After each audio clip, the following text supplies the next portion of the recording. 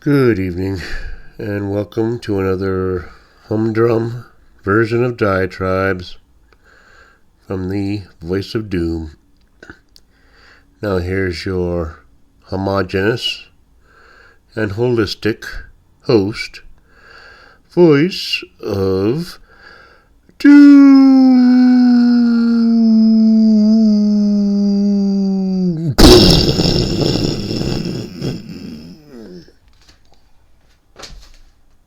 Hello. Alright, I'm gonna do another one because we don't have much time left, so I may as well squeeze in a few comments before the end. Now, what have I seen? What will I tell you about? Okay.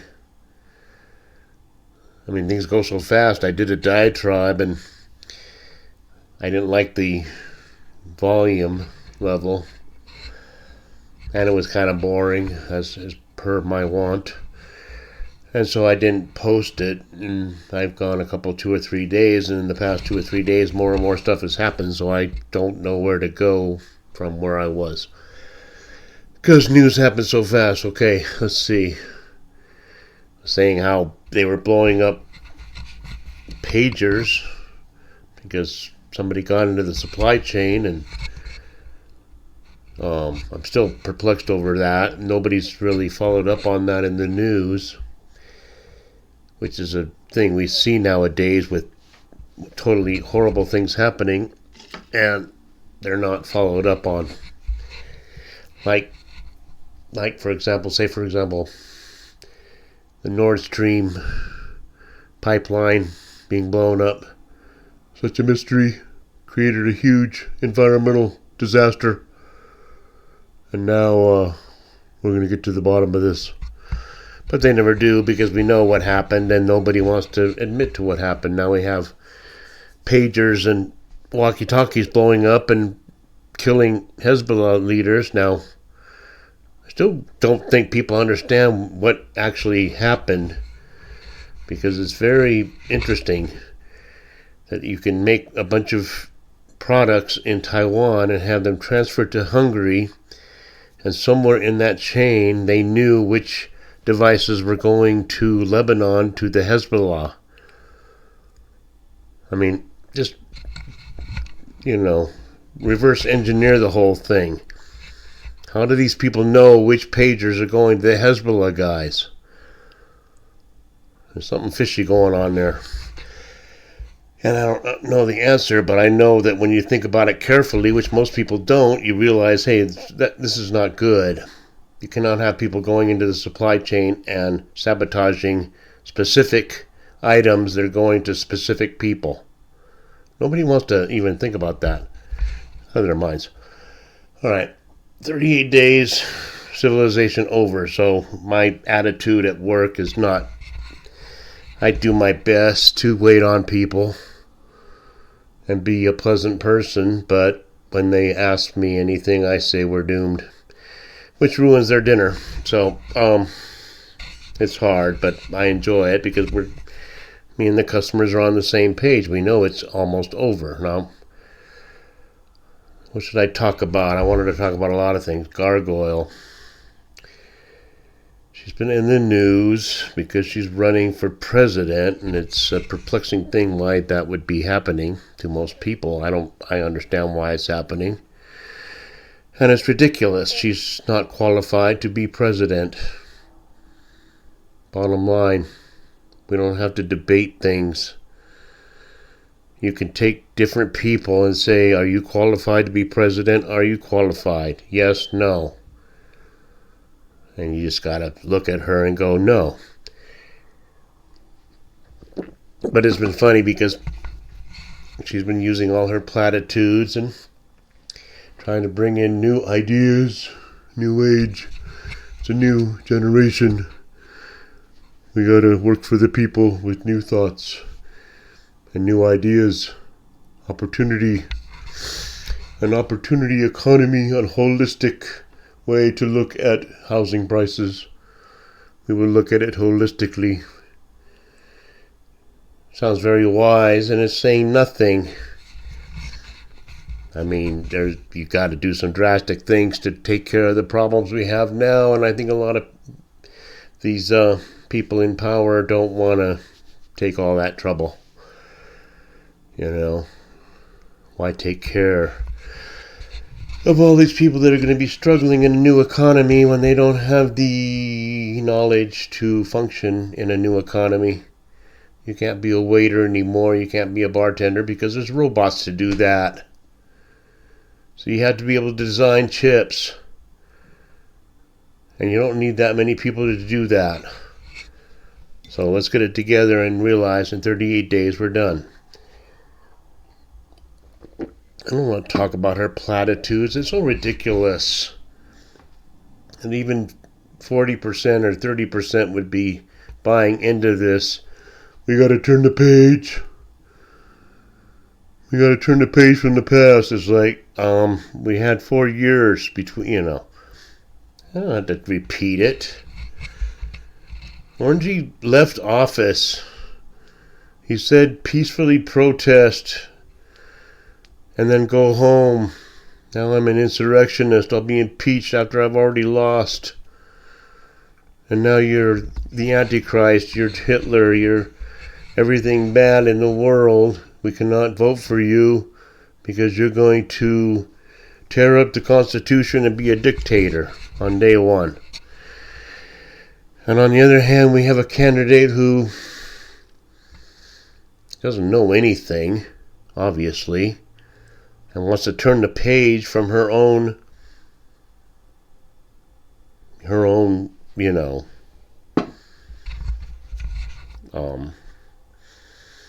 administration. I mean, her own legacy.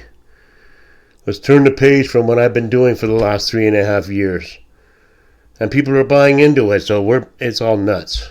Everybody knows it's crazy. I don't even know why I do these diatribes anymore. You can look at Levin tonight.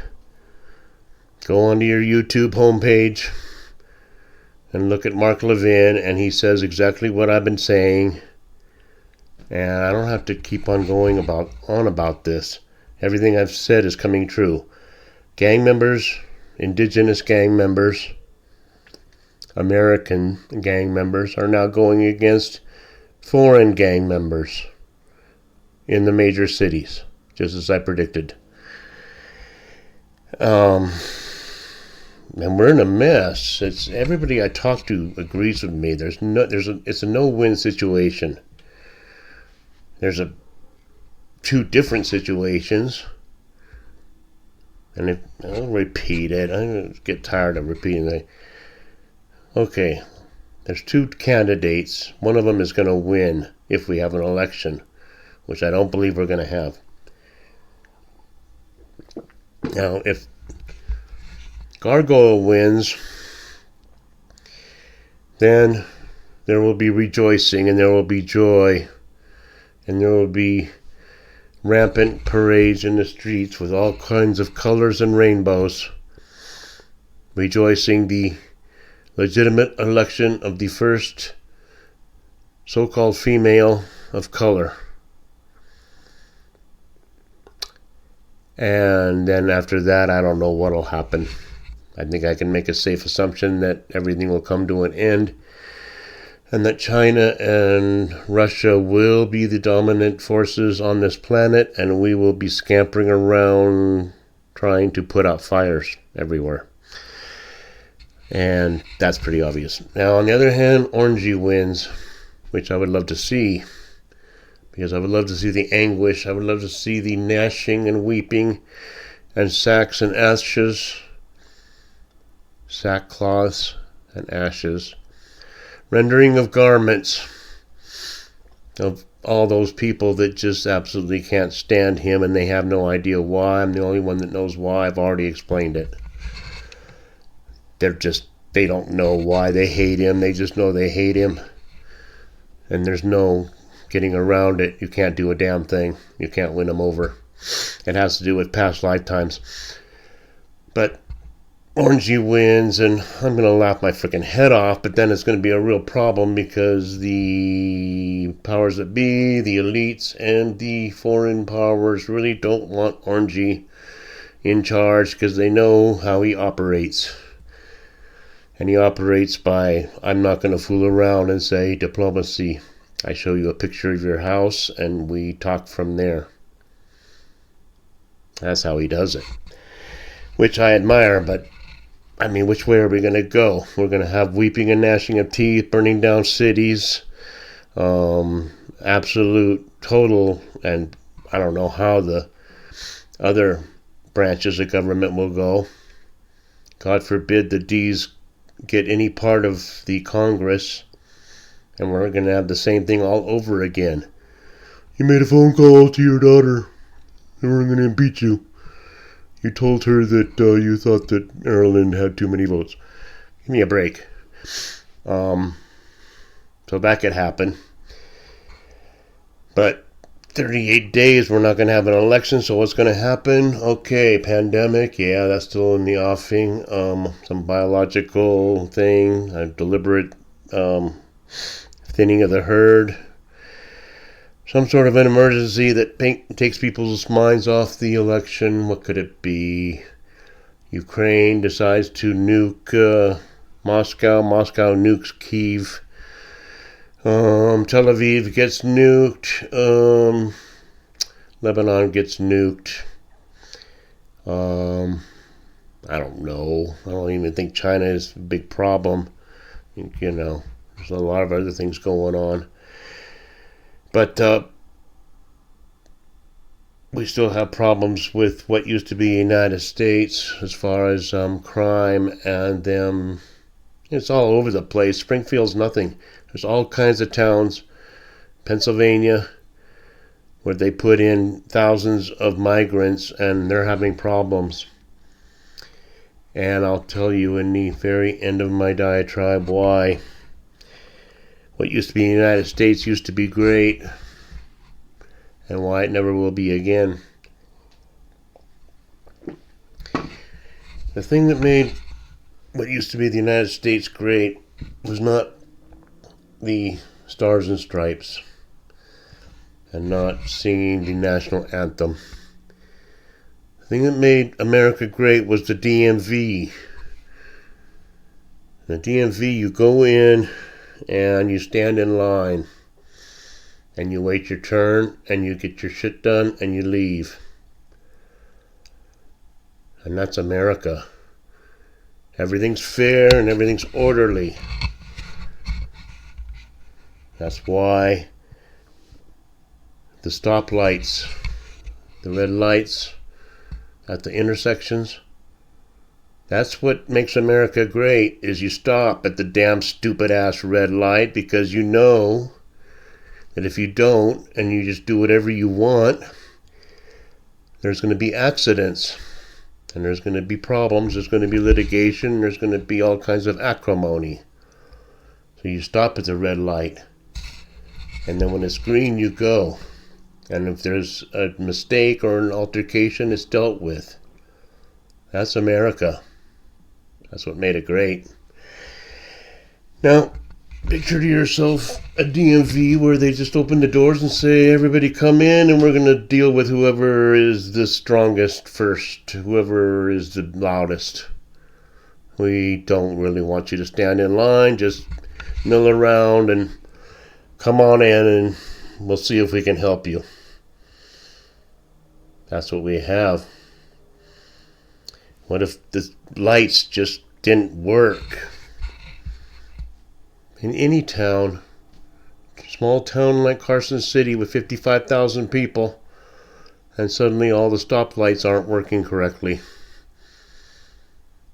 We know what would happen. It doesn't take much to make anarchy, to make absolute chaos. So, that's what made America great, and that's why we're going to fall. Because what's going to happen is we're going to get a coronal mass injection, we're going to get an EMP, we're going to get a pandemic, we're going to get a nuclear holocaust, we're going to get a natural disaster, and it's going to cause the whole system to fall down, and we don't have leaders to help us except Orangey. And he's been vilified and reviled, and They think he's the Antichrist, so he's going to have a hard time. So I didn't say much. I go to other people. Go to Megan Fox, Megan Kelly. Go to Mark Levin. He says it much better than I do. He's much madder. But it's almost over, 38 days, and I'll probably do a few more diatribes as we get closer to the end. Because we're not going to have an election. And once we do, then we can go from there and see. So, goodbye, and good news.